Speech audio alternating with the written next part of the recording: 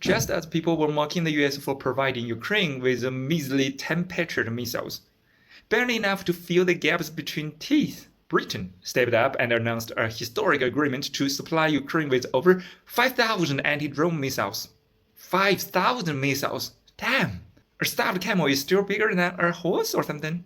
How on earth does Britain even have 5,000 missiles to spare? That's unbelievable. Wait a minute. Let me read the details. The delivery will come under 19-year financing agreement. Huh?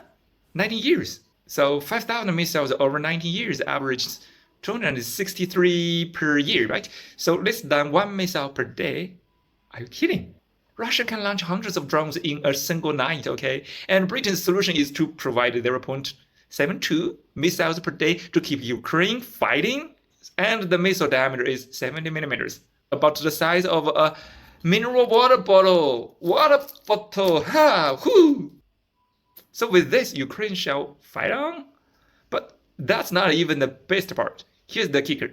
Supported by our 2.5 billion pounds, which is $3.4 billion in credit guarantee.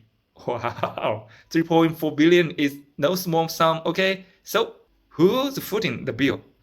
The article says the funding comes from the UK Export Finance Scheme, with another report stating the money is already available, ensuring Ukraine can keep fighting and demonstrate the enduring strength of the Ukrainian people.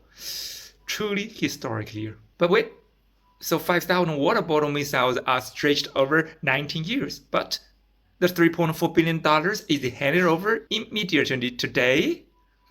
Now I see why Western arms manufacturers are so rich. Taxpayer money just magically flows into private defense contractors' pockets.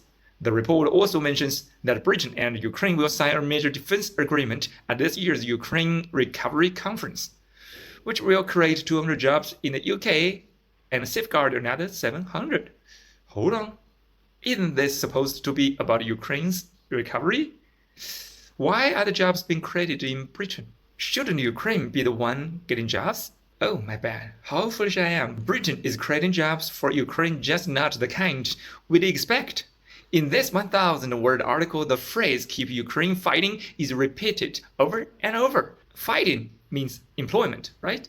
So forcing them into frontline jobs, what a brilliant recovery plan.